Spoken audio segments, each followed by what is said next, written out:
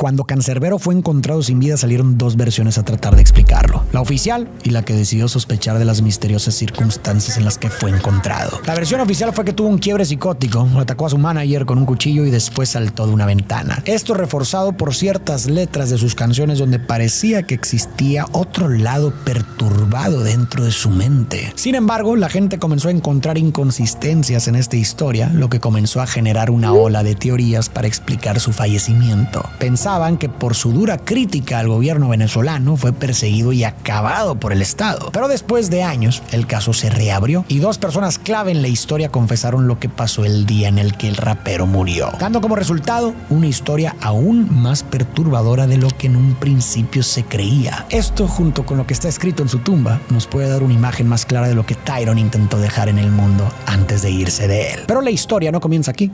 La historia inicia con Leticia y Cheo en un barrio de Caracas, Venezuela. Cada quien ya había tenido un matrimonio e hijos, pero su amor es tanto que deciden formar una nueva familia juntos. Durante el embarazo, Leticia le lee poesía a su bebé de autores como Coelho, García Márquez y Neruda. Pero no son sus únicos intereses. Leticia también ama la música y se le da bien cantar. De hecho, a sus 15 años audicionó para la tele, pero no pudo continuar porque su madre se lo prohibió, advirtiéndole que la música era una vida difícil. El 11 de marzo de 1988 nace este bebé tan esperado, a quien llaman Tyron. Aprende a leer a los 3 años y gracias a su mamá pronto le agarró cariño a la lectura. En su casa la música nunca faltaba. Su mamá cantaba temas de Juan Gabriel, Ana Gabriel, Julio Jaramillo y Simón Díaz. Sin embargo, la familia se ve obligada a mudarse porque el barrio en el que viven es azotado por una ola de violencia. Así es como la familia deja la ciudad natal de Tyron y llegan a Maracay, al barrio de las ánimas de La Pica, calles que harán que un pequeño Tyron se transforme en el rapero que el mundo terminó aclamando, Canserbero. Las cosas se complican un poco más para esta familia cuando el padre de Tyron es despedido de la empresa de bombas hidráulicas para la que había estado trabajando por años. Es un adulto algo mayor, por lo que conseguir otro empleo igual le resulta imposible y en consecuencia comienza a vender helados en la calle. Sin embargo, esta fue la menor de las tragedias de la vida temprana de Tyron y su familia, pues el 19 de diciembre de 1997 un infarto fulminante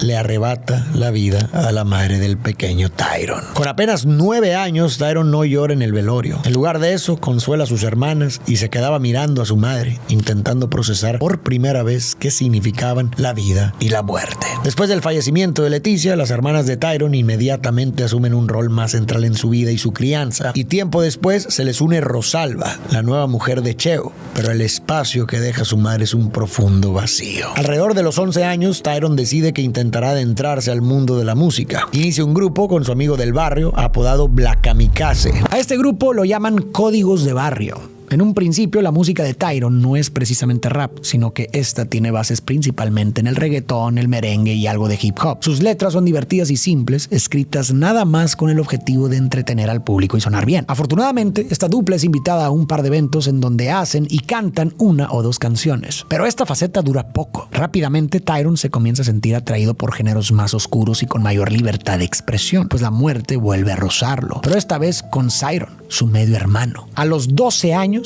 Tyron recibe una llamada de la madre de Cyron avisándole que su medio hermano había muerto en un acto violento. Mientras caminaba por la calle le quisieron robar sus zapatos y cuando se resistió, lo eliminaron. Las hermanas de Tyron dicen que este fue un duelo muy silencioso para él y que quizá este momento también es algo que cambia su forma de pensar y de escribir. Por lo que ahora es cuando podemos empezar a hablar de Tyron, pero en su faceta de cancerbero. Pues por estos momentos es donde parece que algo en él cambia. Y también porque por estas fechas es cuando comienza a usar este seudónimo. El nombre viene de la mitología griega. El Cerbero es el perro o can de Hades y su trabajo es el de guardián de las puertas del inframundo, cuidando que no se escapen los muertos y que no se infiltren los vivos. Un seudónimo que nos permite ver el impacto que tiene la muerte en el arte de cancerbero. En secundaria, Tyron sorprende a sus maestros con todo lo que sabe de historia, filosofía y política. Una maestra cuenta que un día él reconoce en su escritorio Las venas abiertas de América Latina, un libro que ya ha leído por gusto y que va moldeando sus ideas sobre rebeldía y resistencia. Por esos días, Canserbero conoce a Afromac, un productor con una de las colecciones de rap más grandes de Maracay. Ahí es donde se obsesiona con el género y empieza a involucrarse en proyectos como La Familia del Padrino, Comando 57 y Tumbe 380. También participa en freestyles y batallas de rap en el barrio y la escuela, Venezuela, haciéndose famoso entre sus amigos por sus rimas inteligentes y su rapidez mental. Para él es divertido, pero también una forma de retarse. Poco después llama la atención de Lil Supa, quien lo presenta con la escena de rap de Maracay y con G-Beck, dueño del mítico estudio El Techo,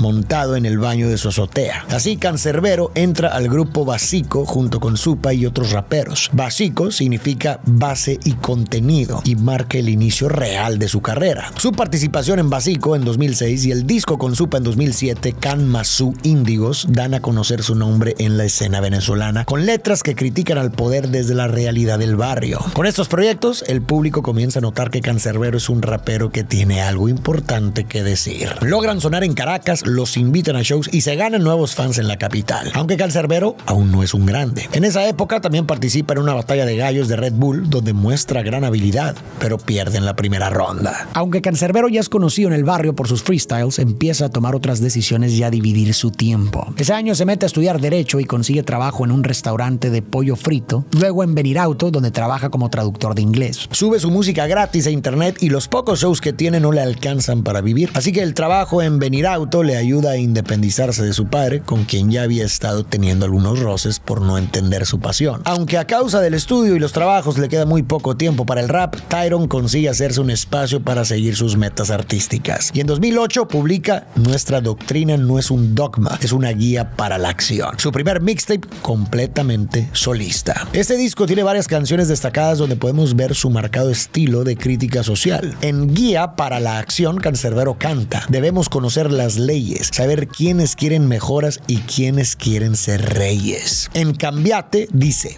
cambiar al mundo no depende de esos títeres que roban al pueblo y que el pueblo llama líderes. Y más famosamente, nunca habrá revolución sin evolución de conciencias. Depende de ti la diferencia. Estas, junto con Advertencia y Canción de la Prisión, son canciones que critican explícitamente al gobierno de Venezuela, sus líderes e instituciones, al mismo tiempo que definen la revolución como una que involucra forzosamente cambios de conciencia o no funciona. Si tú no cambias, nada cambia. Esta opinión cobra más fuerza viniendo de alguien que creció viendo cómo su país cambiaba de rumbo una y otra vez. Antes de que Tyron naciera, Venezuela ya había pasado por crisis y protestas, y durante su vida vio a presidentes llegar con promesas de revolución, gastar la bonanza petrolera en programas sociales y con el tiempo ver al país irse en declive. Mientras el gobierno hablaba de cambios, la realidad en las calles se ponía cada vez peor. El problema es que esto no le está ganando muchos amigos. Sus hermanas y amigos han dicho en algunas entrevistas que entre más personas escuchaban su música, más amenazas recibía, pero nunca han dado nombres específicos, algo que será importante más adelante. Aunque este disco tiene un tremendo éxito con sus fans y los fans del género, Nuestra Doctrina No Es Un Dogma es publicado completamente gratis en internet, así que no le paga un centavo a Cancerbero, quien sigue trabajando en Venirauto por lo pronto. Alrededor de estos tiempos es que Tyron conoce a Capú,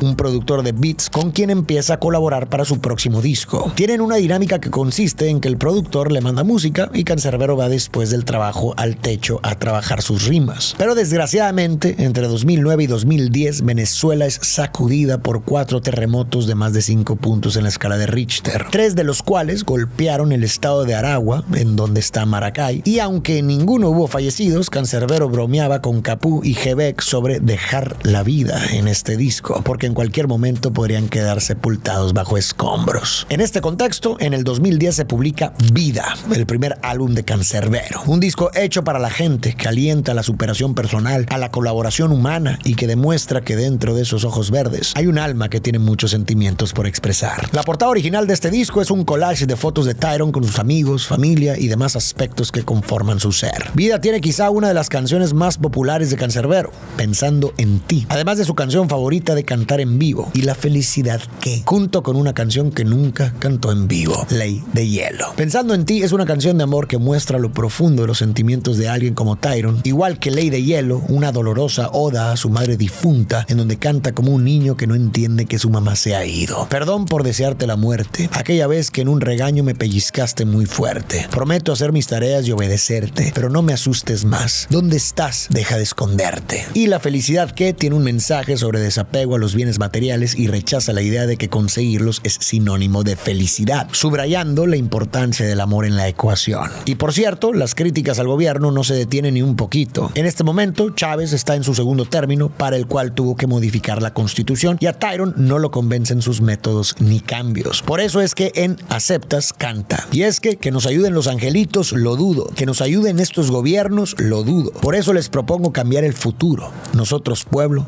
no hace falta más ninguno. Con todo esto nos podemos dar cuenta de que Vida tiene un enfoque más personal, pero que la indignación respecto a las condiciones sociales no se ha ido. Además, en una conferencia de un poco más tarde, Tyron dice que es imposible no hablar de política cuando haces rap sincero, pues esto simplemente se te sale y se te escapa. Este álbum es un éxito rotundo y eleva la carrera de Canserbero a otro nivel. Comienza a salir de gira en Venezuela y en otros países. Su música empieza a sonar en la radio y la gente lo empieza a reconocer en la calle. Sin embargo, siendo pequeña la industria del rap latinoamericano y sobre todo la del rap conciencia, Canserbero decide no renunciar a su trabajo en Venirauto aún. Además, la fama y el dinero son cosas a las que Tyron nunca se acostumbró. No es un secreto que Tyron era una persona completamente distinta fuera del escenario. Un tipo relajado, pensativo, pacífico y hasta tímido. Perfectamente contento con la idea de llegar a cantar a un lugar e irse inmediatamente después. Hay momentos incluso en los que Tyron se escabulle al escenario y expresa duda e incredulidad respecto a ser una estrella de rap.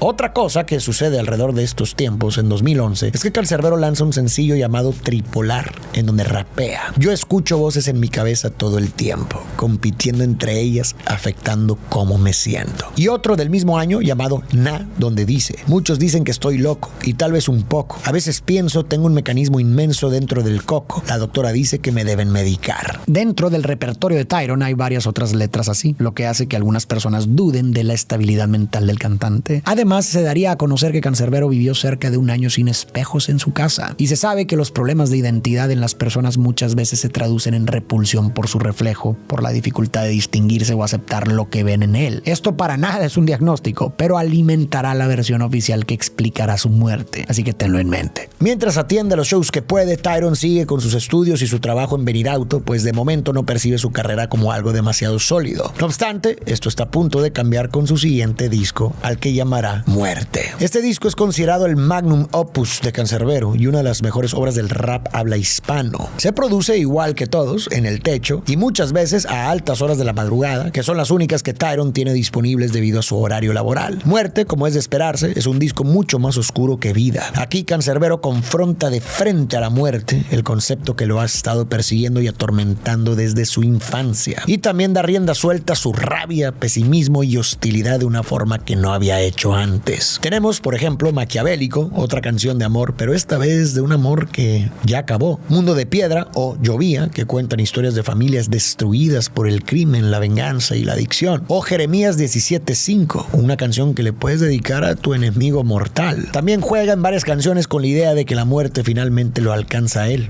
En canciones como C'est la mort de mi muerte, y claro, es Épico, su canción más conocida. Es Épico es la fantasía de Canserbero vengando la muerte de su hermano, eliminando a un tal Carlos, pero muriendo en el proceso, bajando al infierno y peleando contra el diablo en una batalla de rap para escaparse de ahí. Toma inspiración de Dante Alighieri en su Divina Comedia, pero también de las incontables historias de humanos desafiando al diablo en cosas humanas, batallas del bien contra el mal, en donde nadie, incluyendo el diablo, es completamente bueno ni malo. Tal vez esta es la forma en la que Tyron lidia con el duelo de la muerte de su hermano Siron, pero en vez de jalar gatillos, escribe, y en vez de llorar, canta en su honor. Por último, tenemos que hablar de Un día en el barrio, una canción que critica a todos los gobiernos y las élites por igual, sin importar su inclinación política. Lo único malo de este disco es que, con lo emblemático que es, se olvida el hecho de que Canserbero también es capaz de transmitir esperanza y amor por la vida, como en De la vida como película, tragedia, comedia y ficción, en donde canta líneas tan positivas como: admito que a veces me cansa luchar y quisiera dormir para jamás despertar, pero recuerdo esos momentos que varias veces me dieron aliento y que me hacen agradecer cuando despierto. Muerte es un éxito masivo y Tyron ya no puede fingir que no es famoso y seguir con su vida normal. Además, las giras internacionales se empalman con sus turnos en la planta de Venirauto y, siendo honestos, ya no necesita el dinero de ese empleo. Ahora tiene vía libre para dedicarse 100% a su música. Por otra parte, después de la muerte de Chávez y el comienzo del gobierno de Nicolás Maduro, Canserbero no se guarda sus opiniones al respecto de su nuevo presidente en publicaciones en Twitter, hoy ex, como: estoy esperando a que Maduro se quite los extremos del bigote,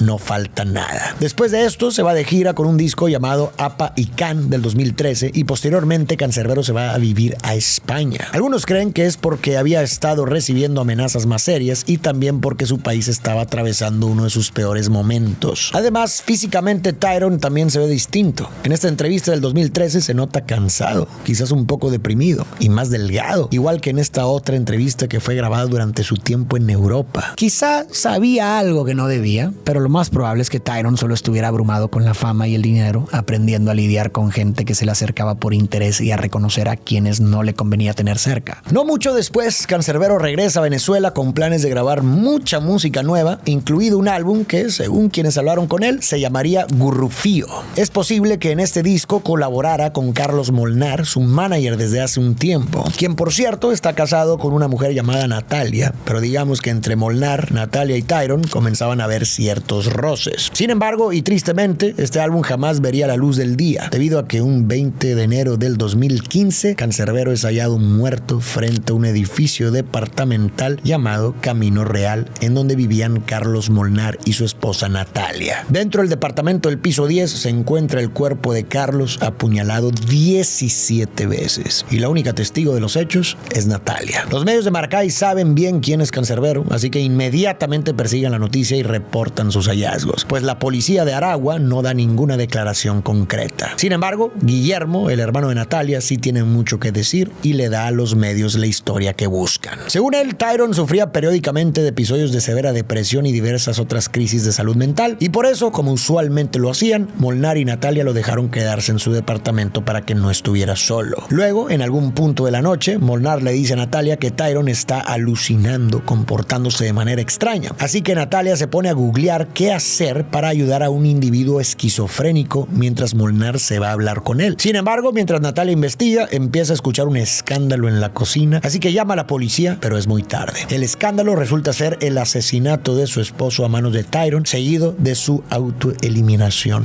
arrojándose desde la ventana de la cocina. Esta narrativa le da la vuelta al mundo, y aunque la familia de Tyrone sale a disputarla poco después, diciendo que él nunca había exhibido ningún síntoma de esquizofrenia ni nada parecido, la fiscalía venezolana ya está investigando esto como un homicidio y no hay nada que puedan hacer. Pero hay demasiadas cosas que no cuadran. Incluso en el caso hipotético de que Tyrone hubiera estado teniendo un episodio psicótico incontrolable. Primero, la ventana por la que se supone que Tyrone se habría arrojado es una ventana hecha de persianas de cristal, láminas segmentadas que pueden abrirse y cerrarse. Estas persianas habían sido quitadas con cuidado de las rendijas, lo cual es completamente incongruente con el comportamiento de alguien que está desesperadamente buscando quitarse la vida. Esto sin mencionar que estas persianas estaban puestas otra vez en las rendijas para cuando la policía hizo su reporte del sitio del crimen. Segundo, el cuerpo de Tyrone estaba demasiado lejos de la ventana. Ese lugar de impacto no concuerda con el de alguien que se deja caer al vacío, pero sí con el de alguien que fue empujado o arrojado hacia su muerte. Tercero, no hay rastros de sangre de Molnar en el cuerpo de Tyrone ni en su ropa, lo cual es bastante extraño, tomando en cuenta que supuestamente lo apuñaló 17 veces. Y quizá la más importante, Tyrone tenía 2 heridas de puñaladas en el costado. Aparte de todo, a esto le podríamos sumar datos en general sospechosos, como que las cámaras de seguridad estaban apagadas, que del departamento de Tyrone hacía falta el dinero de las giras más recientes, o que Natalia Méstica prácticamente huyó del país y se fue a Chile después de este suceso. Pero a pesar de todo, en menos de un año, la Fiscalía de Venezuela considera el caso un homicidio-suicidio. Para la familia y varios de los fans de Cancerbero, el resultado de estas supuestas investigaciones son una falsedad descarada, pero con los meses y años, la narrativa empieza a ser aceptada por el público en general. Y a ver, no es del todo descabellado pensar que Cancerbero pudiera haber tenido un diagnóstico como esquizofrenia. Aunque en el pasado supuestamente no haya demostrado ningún síntoma, la esquizofrenia muchas veces es diagnosticada entre los 16 y los 30 años a partir de un primer brote psicótico, como pudo ser el caso de Cancerbero. Y muchas personas que creen en esta teoría la justifican recordando canciones como Tripolar y Na, canciones en donde Tyrone mismo dice cosas que apoyan esta idea de los trastornos psiquiátricos y múltiples personalidades. Pero si estás de acuerdo con esta narrativa, hay un factor clave que olvidas, y es que esa lógica está demasiado sesgada por la primera declaración que convenientemente se dio, por lo que toda la narrativa se construyó sobre eso. Pero quienes se oponen a esta teoría sugieren que el título de Tripolar solo es un juego de palabras que alude a las 3 cabezas del perro Cerbero, y que la falta de espejos también pudiera ser interpretada de muchas otras formas, como una expresión del rechazo a la vanidad, y que cantar con diferentes voces es sumamente común en el rap. Pero para una fiscalía que que quiere cerrar el caso rápido, y para los medios que quieren hacer un reportaje nuevo, letras como estas y muchas otras en el repertorio sirven para contar una historia en donde tiene sentido la versión de Guillermo Améstica, que para fines prácticos ya es la versión oficial de los hechos. Sin embargo, con el tiempo, las inconsistencias en el caso comienzan a levantar sospechas entre los fans, pues piensan que la versión oficial fue una fabricada y no la realidad de los hechos. Por este momento comienzan a salir diferentes teorías sobre quién eliminó a Canserbero y por qué. Se dice que Canserbero pudo haber robado dinero de otros artistas durante su gira por México y que lo que pasó fue un ajuste de cuentas. Otra teoría dice que después de que Tyrone lo despidiera como manager, Capú planeó todo para quedarse con las regalías de la música, y la que recibió más aceptación es la idea de que Tyrone estaba en la mira de fuerzas políticas desde que empezó a criticar abiertamente a la gente en el poder y a señalar cosas como la corrupción, el crimen, la avaricia y la guerra. Aunque él obviamente no tuviera ningún interés en ser autor de un golpe de estado, con sus letras podría inspirar a quienes sí, o enseñar a una generación cómo estar consciente del control de los líderes de pensamiento. En ese sentido, la teoría argumenta que Canserbero fue eliminado para mandar el mensaje de: si podemos deshacernos de él, ¿tú crees que estás a salvo? Por casi 10 años hubo un debate entre la versión oficial y estas teorías, pero en el 2023 Tarek Williams, ahora fiscal general de Venezuela, lanza una investigación que arroja luz sobre el caso. El 26 de diciembre de ese año, Natalia Améstica y su hermano son grabados confesando la nueva versión oficial de los hechos y contando que lo que sucedió, según ellos, fue lo siguiente. Tras las giras por Chile y Argentina, Natalia quiso que le pagaran por la organización y los vuelos, pero Molnar se negó. Poco después, Tyrone le dijo que ya no quería que lo representaran ni que fuera a sus conciertos, pues su forma de trabajar le resultaba abrumadora. Natalia decidió vengarse. La noche del 19 de enero de 2013, Tyrone se quedó en el departamento de Molnar y Natalia porque en el suyo no había luz. Natalia vio ahí su oportunidad. Mientras Molnar y Tyrone conversaban, Natalia vació 2 ampolletas de un sedante llamado Alpram en una jarra de té que le sirvió a ambos. Después, los dos bebieron varias tazas. Natalia regresó a la cocina a preparar la cena. En eso, Molnar entró ya un poco adormilado por el sedante, y al ver eso, Natalia aprovechó para apuñalarlo en la yugular, la espalda y el brazo. Y en consecuencia, Carlos Molnar muere. Tyrone, aunque ya bajo los efectos del Alpram, pudo ver lo que acaba de pasar, pero justo antes de que le pasara a él también, se queda dormido. Natalia luego lo apuñala 2 veces en los costados, eliminándolo. Después llamó a su hermano Guillermo, quien llegó con 3 agentes del SEBIN, a los que les pagó $1,000 a cada uno para encubrir el crimen. Entre todos apuñalaron el cuerpo de Molnar 14 veces más y le colocaron otras 2 puñaladas a Tyrone, además de un golpe en la cara con un tubo, de forma que las heridas de ambos concordaran con la historia de un enfrentamiento en medio de un ataque de rabia. Luego arrojaron el cuerpo de Tyrone por la ventana. Guillermo se bañó y se cambió, mientras Natalia hizo lo mismo antes de salir a pedir ayuda a los vecinos. Cuando la policía llegó, Guillermo regresó y sobornó a los agentes con $10,000 para arreglar la escena. Más tarde dio a los medios la versión de los hechos que habían planeado. El resto es historia. Natalia y Guillermo en la actualidad están sirviendo condenas de 25 años cada uno, junto con todas las autoridades compradas. Un cómplice llamado Marcos, quien sería la persona que robó el dinero de las giras en el departamento de Tyrone, y la forense, que no incluyó varios detalles clave en su reporte de la autopsia. Una particularidad desafortunada de estos videos de los hermanos Natalia y Guillermo confesando sus supuestos crímenes es que ambos están visiblemente atados de manos y pies, lo que ha llevado a creer a algunos que se trata de una confesión forzada. ¿Tú qué crees de todas las versiones que existen? ¿Crees que esta versión última es la verdad? ¿O crees que quizás la verdad ya se diluyó? Te leo en los comentarios. Todo el caso de Canserbero me conmovió mucho porque, lejos de las barras de protesta, las giras y lo mediático del caso, Tyrone era un chico de tan solo 26 años cuando perdió la vida. Pero lo que más me conmovió fue cuando encontré imágenes de su tumba. Está en un panteón bastante sencillo y tranquilo y tiene la siguiente inscripción: Canserbero, Tyrone José González Orama, ni más ni menos. Muchos lo han vuelto casi un mito, lo han puesto en un pedestal por sus letras de protesta y por las circunstancias alrededor de su muerte. Pero esa frase en su lápida, para mí, lo dice todo. Nos recuerda que antes de ser Canserbero, fue Tyrone, un estudiante, un hijo, un hermano, un amigo, un trabajador, un chico de 26 años que se atrevió a seguir su pasión y buscó motivar a otros a buscar un cambio. Pero a final de cuentas, un humano como todos nosotros, ni más ni menos. Con esa frase pareciera decirnos que no hace falta ser alguien extraordinario para hacer cosas extraordinarias, que desde la trinchera de cada quien, desde nuestras voces, nuestras pasiones y nuestras acciones, podemos buscar un cambio en lo que creemos que debe cambiarse. Al final, eso era él, una persona más con miedos miedos, sueños y contradicciones que intentó aportar algo al mundo con lo que tenía. Y más que en cualquier verso de cualquiera de sus canciones, quizás en esa sencilla tumba está el mensaje más importante que nos dejó, ni más ni menos.